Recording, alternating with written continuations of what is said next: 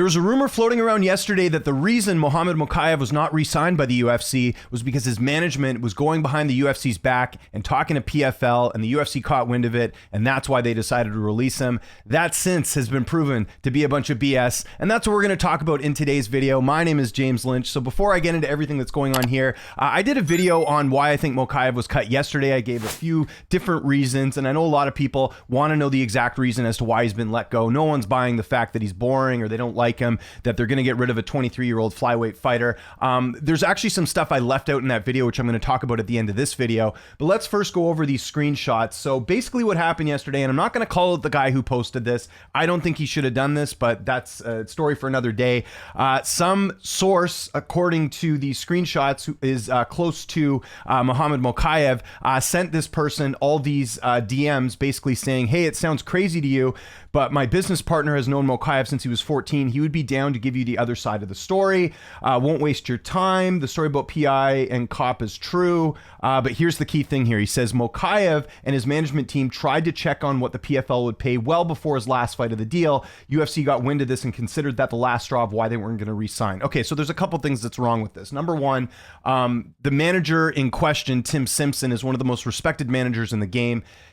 You would get in a lot of trouble for doing something like this. I can't see Tim doing that. And we have some more evidence of this coming up a little bit later. But the other thing is, why would they be negotiating with PFL? They don't have a flyweight division. Bellator doesn't have a flyweight division either. They have a bantamweight division, but PFL's not really known for the lighter weight classes. So right off the bat, this doesn't make a ton of sense. And the person who posted this, one of the things that we've learned time and time again, is something I've talked about on this channel, is you can't just run with a story off one source. That's essentially what this is. One source, it's not verified. This guy basically says, oh, my business partners, it's like a friend of a friend knows this guy. Like, that's not enough to run with a story. And unfortunately, and listen, I get it, because people want to know the real reason why Mokaev was cut.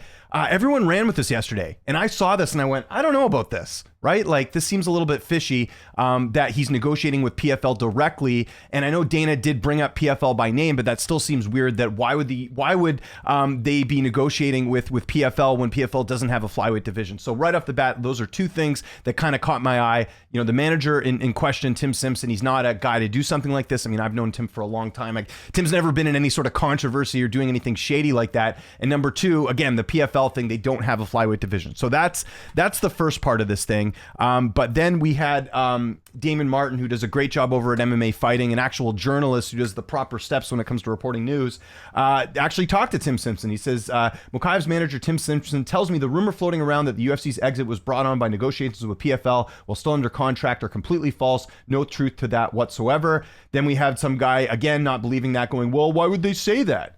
You do realize that if he's negotiating with PFL while still under contract with the UFC, that could lead to one hell of a lawsuit. Exactly.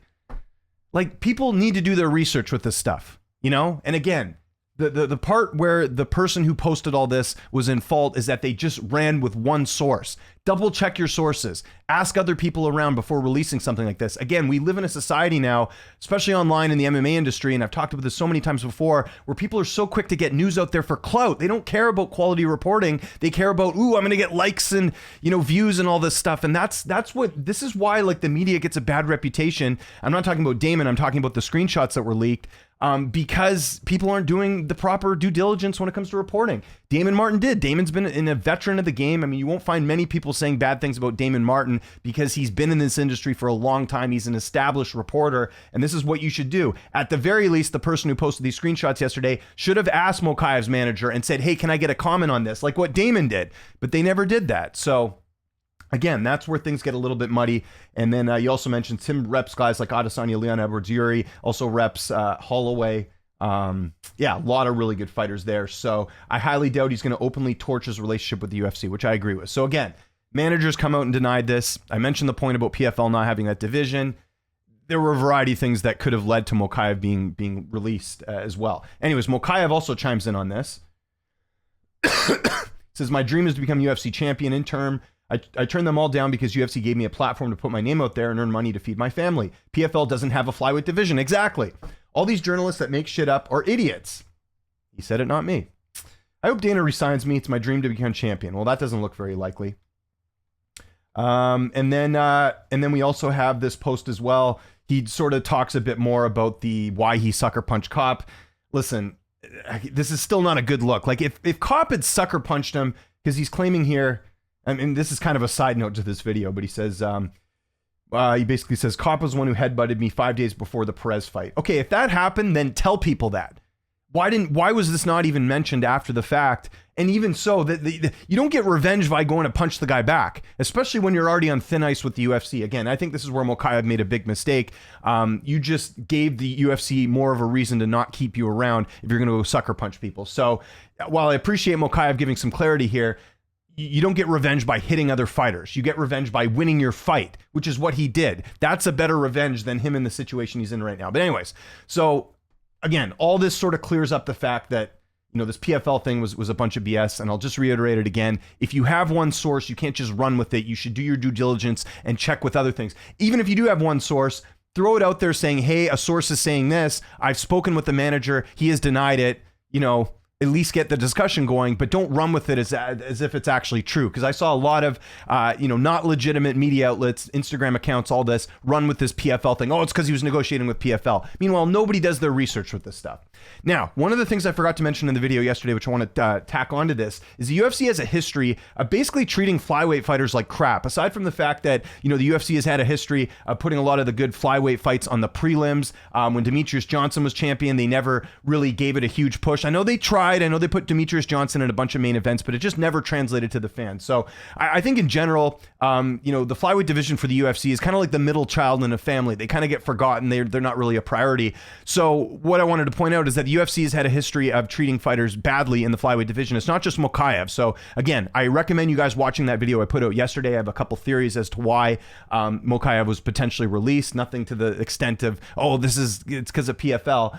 But let's talk about Jose Shorty Torres. If you don't know who he is, he's a flyweight fighter for Brave.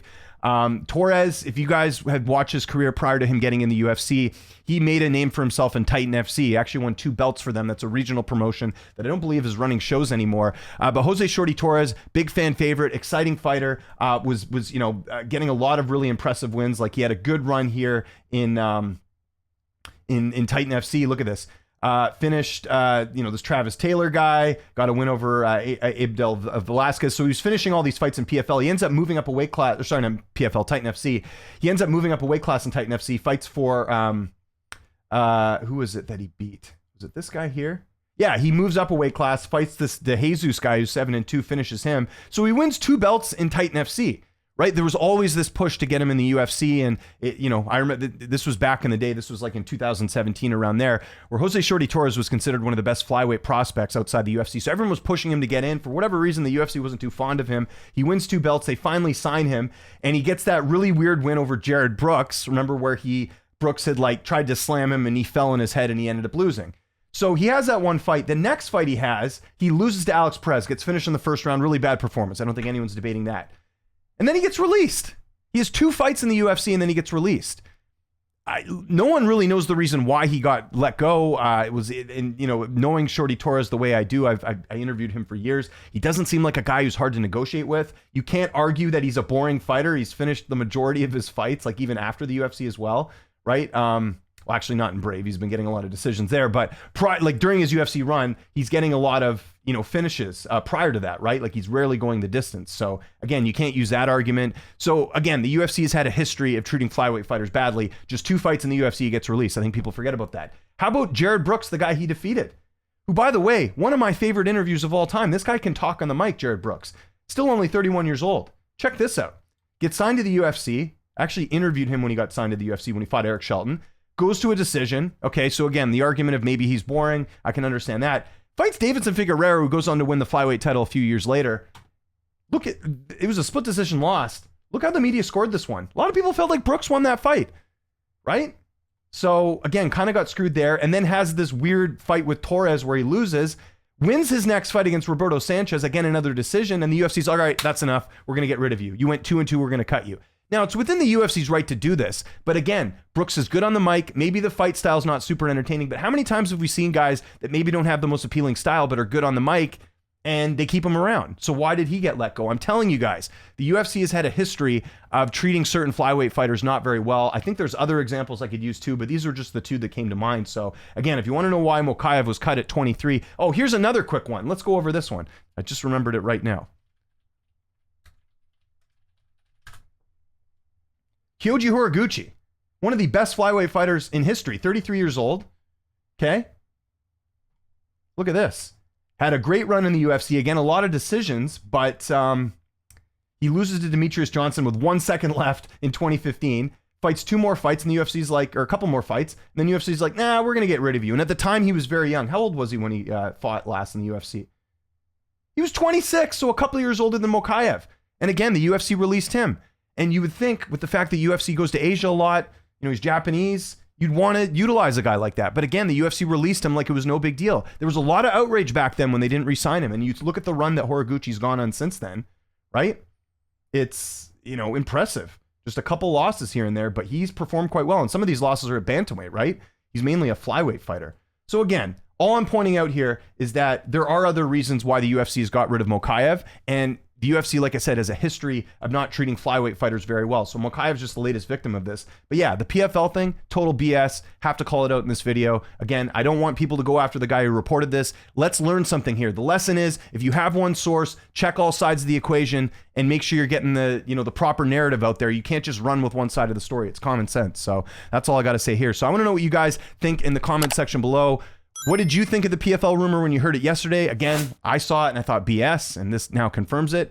And what do you think Mokaev's going to do now? Because again, PFL doesn't have a flyweight division. He's probably going to end up going to one championship. I don't think the UFC is going to bring him back after everything that's happened. Follow me on Twitter, TikTok, Instagram, @Lynch on Sports. My name is James Lynch. I'm posting content on the channel every single day. Thanks so much for watching, and I'll see you next time.